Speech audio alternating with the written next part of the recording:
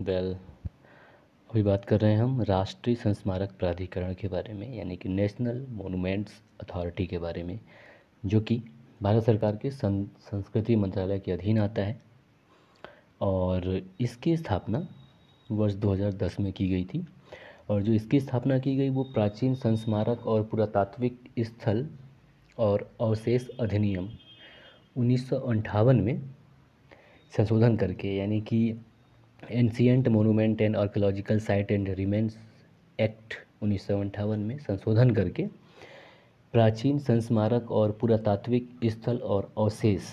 संशोधन और विधिमान्यकरण अधिनियम 2010 के प्रावधानों के अनुसार किया गया राष्ट्रीय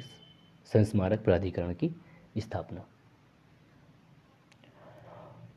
इसके अलावा ये जो राष्ट्रीय संस्मारक प्राधिकरण है, तो जैसा कि वर्ष 2010 में इसको स्थापित किया गया, और इसका जो मुख्य कार्य है तो ये क्या करता है कि केंद्र सरकार के द्वारा या केंद्र के द्वारा जो भी संरक्षित स्मारक होते हैं उनके आसपास निषिद्ध और विनियमित क्षेत्र होते हैं, उनके प्रबंधन के माध्यम से ये जो स्मारक होते हैं और स्थल होते हैं उनके संरक्षण और परिरक्षण से संबंधित जो भी कार्य हैं उनको करते हैं ये। इसके अलावा ये जो राष्ट्रीय संस्मारक प्राधिकरण है ये ऐसे क्षेत्रों में निर्माण संबंधी गतिविधियों के लिए अनुमति प्रदान करने का भी कार्य करते हैं, यानी कि वहाँ पे अगर किसी को कोई निर्माण संबंधी कोई भी कार्य करना हो तो राष्ट्रीय संस्मारक प्राधिकरण से अनुमति लेना होगा, उसके बाद ही वहाँ पे कुछ ऐसा कार्य किया जा सकता है। और अगर हम बात करें कि किन किन कुछ जो प्रमुख स्मारक जिनका ये देख रेख करता है, तो जिसमें ताजमहल शामिल है और दिल्ली का लाल किला शामिल है, और इसके अलावा एक अन्य जो कि गुलबर्गा का किला कर्नाटक में है, ये भी इसके द्वारा इसकी देखरेख की जाती है, संरक्षण किया जाता है इसका। और एक यानी इस तरह बहुत सारे जो संस्मारक हैं वो राष्ट्रीय संस्मारक प्राधिकरण के द्वारा ही उनका देखरेख किया जाता है। और अगर हम बात करें ये जो राष्ट्रीय संस्मारक प्राधिकरण है और इसके अगर हम लोगों को देखें, जो इसका लोगो है,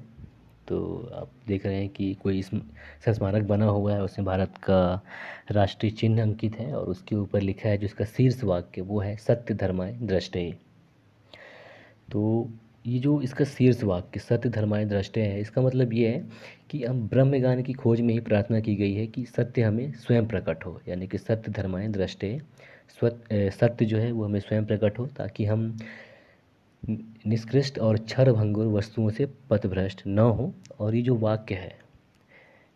कि सत्य धर्माय दृष्टये न केवल राष्ट्रीय शीर्ष वाक्य जो कि सत्य में जयते हैं उससे मिलता जुलता है, बल्कि राष्ट्रीय संस्मारक प्राधिकरण का जो आधारभूत उद्देश्य है उसको भी दर्शाता है, जिसमें हमारी धरोहर का संरक्षण करना शामिल है। तो ये था राष्ट्रीय संस्मारक प्राधिकरण के बारे में संक्षिप्त जानकारी।